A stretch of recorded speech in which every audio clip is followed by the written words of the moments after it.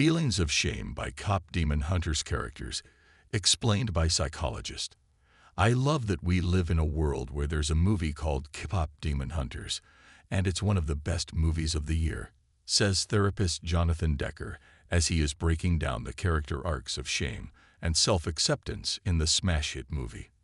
Now the most watched Netflix movie of all time, KPop Demon Hunters tells a powerful story in this regard. KPop Demon Hunters primarily revolves around Rumi, Ardent Cho, a singer and hunter ashamed of her own demon heritage, which she has always hidden from her girl group mates Mira, Mei Hong, and Zoey, Jae Young-yu. Rumi then forms a bond with demon Jinu, on Hyo-seop, who is trying to escape the shame of his past choices. In a new episode of Cinema Therapy, Jonathan Decker and filmmaker Alan Sewright extensively discuss Rumi and Jinu's relationship. While it is healing for both of them, Decker points out a behavior he often sees with patients. Jinu tells most of his story, except for the part he is most ashamed of, to Rumi. Rumi does the same thing with her friends. The pair validate the plot point of Rumi starting to lose her voice because of shame, starting to get it back with support from Jinu. Check out their comments on this below. Jonathan Decker. Psychosomatically, she's losing her voice because of the stress, because of the hiding, because of the fear, because she's keeping secrets from her friends, and because she carries deep shame that she doesn't need to carry. That's the point of the story. But that can affect us physiologically. Alan Sewright. And storytelling-wise, that's genius.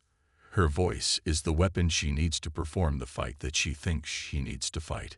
What she needs to do is something else.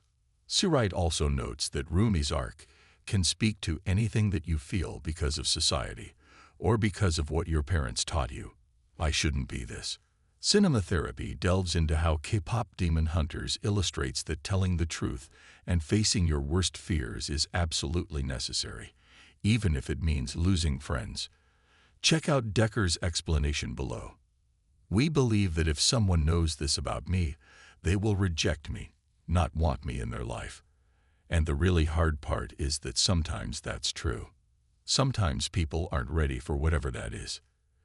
It's about, am I dealing in truth?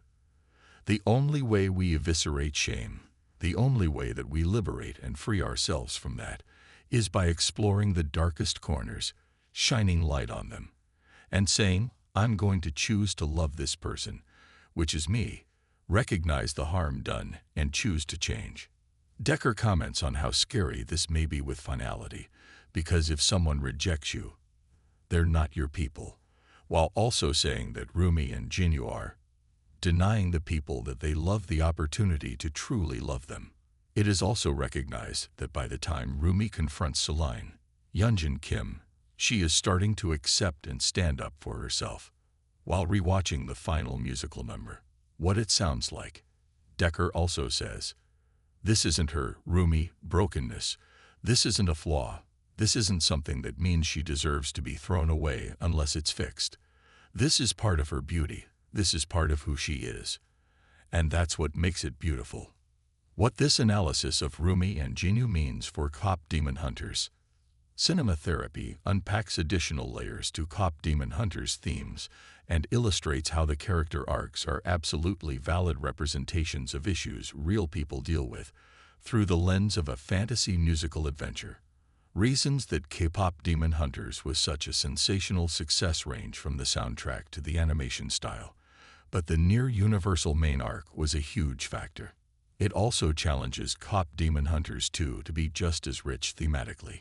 Decker and Sewright spend most of the video talking about Rumi and Jinu, noting Mira and Zoey towards the end, and arguably illustrating how the sequel could do with more character work for the other members of Hunter/X, after Rumi's stunning turn as the definitive lead in the first outing. Our take on Cinema Therapy's analysis of KPop Demon Hunters. It's also telling that throughout this video, Decker and Sewright make casual comments about how they admire KPop Demon Hunters' catchy songs, as well as certain writing choices and filmmaking techniques. They enjoyed the Netflix phenomenon as much as anyone. K-pop Demon Hunters is such an incredible movie because it does so many different things right, particularly its weighty character work. The therapist and filmmaker duo of cinema therapy recognize how much is going on in the movie and how each element elevates another.